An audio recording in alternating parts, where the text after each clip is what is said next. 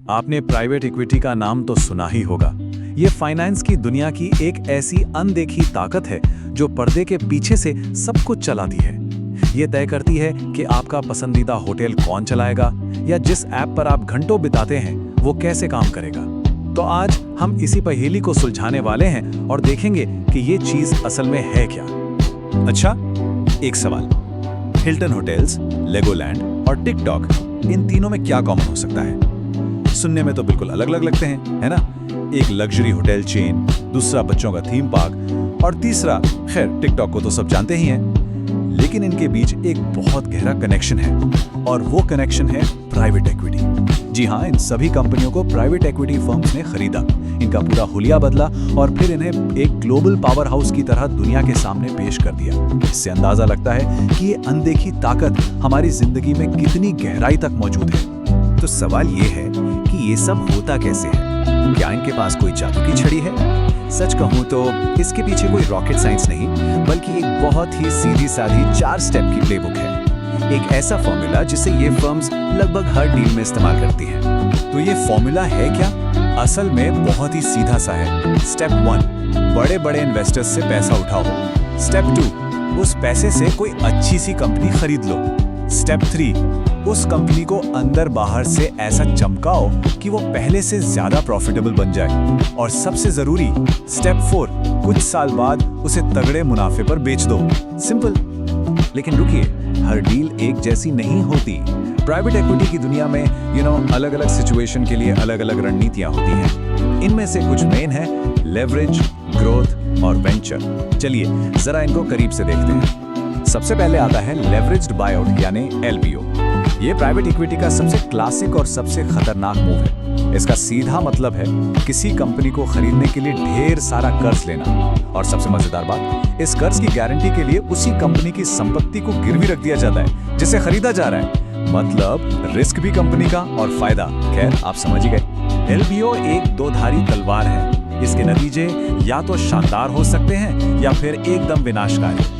इसे समझने के लिए चलिए 2 बहुत मशहूर बायआउट्स की कहानी देखते हैं। एक तरफ है ब्लैकस्टोन और हिल्टन की जबरदस्त सक्सेस स्टोरी और दूसरी तरफ टॉयज आर अस की दुखद नाकामी। यहाँ पर दोनों कहानियों में जमीन आसमान का फर्क साफ दिखता है। ब्लैकस्टोन ने हिल्टन को और बड़ा बनाने के लिए उसमें $800 मिलियन का इन्वेस्टमेंट किया। वहीं दूसरी तरफ टॉयज आर अस के PE मालिकों ने कंपनी से $470 मिलियन से ज्यादा की फीस खींच ली और उसे कर्ज में डुबोकर दिवालिया होने के लिए छोड़ दिया।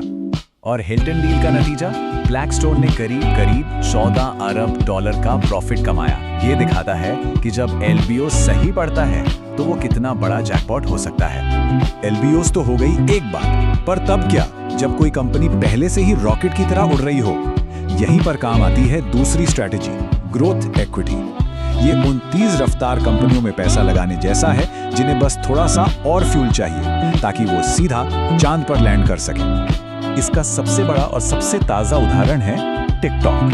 टिकटॉक की पेरेंट कंपनी बाइटडांस को KKR जैसी बड़ी फर्म से ग्रोथ इक्विटी फंडिंग मिली और इसी पैसे ने उन्हें पूरी दुनिया में इतनी तेजी से फैलने में मदद की। इसके बाद आता है वेंचर कैपिटल। ये इस खेल का सबसे हाई रिस्क हाई रिवॉर्ड वाला हिस्सा है। यहाँ इन्वेस्टर्स छोटे छोटे नए नवेले स्टार्टअप्स पर दांव लगाते हैं इस उम्मीद में कि उनमें से कोई एक अगली गूगल या Amazon बन जाएगा। कुछ सबसे बड़े वेंचर कैपिटल दांव कौन से थे? सोचिए, Airbnb, गूगल और WhatsApp में बहुत शुरुआती दौर में पैसा लगाना। ये वो दांव थे जिन्होंने न सिर्फ दुनिया बदली बल्कि अपने इन्वेस्टर्स को अविश्वसनीय रिटर्न भी दिया। और आखिरी बड़ी स्ट्रैटेजी है डिस्ट्रेस्ड इन्वेस्टिंग। ये एक तरह से कबाड़ से सोना बनाने जैसा है। इसमें ऐसी कंपनियों को बहुत सस्ते में खरीदा जाता है जो या तो मुश्किल में हैं या दिवालिया होने वाली हैं और फिर उन्हें ठीक करके प्रॉफिटेबल बनाने की कोशिश की जाती है। इसका एक क्लासिक केस है गेम UK। एक PE फर्म ने इस डूबती हुई कंपनी को खरीदा, उसकी पूरी काया पलट की और सिर्फ 2 साल के अंदर उसकी मार्केट वैल्यू 12 गुना से भी ज्यादा बढ़ा दी। ये दिखाता है कि सही मैनेजमेंट के हाथ में एक बर्बाद कंपनी भी सोना बन सकती है। तो हमने ये अलग अलग तरीके तो देख लिए, पर असली सवाल तो अब आता है, इन फर्म्स के लिए असल में पैसा बनता कैसे है? मतलब इस पूरी मशीन को चलाने वाला असली फाइनेंशियल इंजन क्या है? आखिर ये खरबों का मुनाफा आता कहां से है? बात सिर्फ कंपनी को महंगे में बेचने से कहीं ज्यादा गहरी है। इसका राज छिपा है 2 और 20 के मशहूर नियम में। इसका मतलब यह है कि फर्म्स हर साल मैनेजमेंट के लिए 2% की पक्की फीस लेती हैं और जो भी प्रॉफिट होता है उसका सीधा 20% हिस्सा अपनी जेब में रखती हैं। मतलब साफ है, डील चले या न चले, पी फर्म की कमाई पक्की है। तो कुल मिलाकर ये फाइनेंशियल इंजन 3 चीजों पर चलता है। पहला, फीस से आने वाला पक्का पैसा। दूसरा, कर्ज पर मिलने वाली टैक्स में छूट। और तीसरा, मार्केट को देखकर बिल्कुल सही समय पर कंपनी को बेचना ताकि मैक्सिमम प्रॉफिट कमाया जा सके। इन्हीं सब रणनीतियों और फाइनेंशियल स्ट्रक्चर की वजह से प्राइवेट इक्विटी आज हमारी अर्थव्यवस्था की एक बहुत बड़ी लेकिन लगभग अदृश्य शक्ति बन चुकी है। हम यहाँ के स्केल की बात कर रहे हैं, इसका अंदाजा लगाना भी मुश्किल है।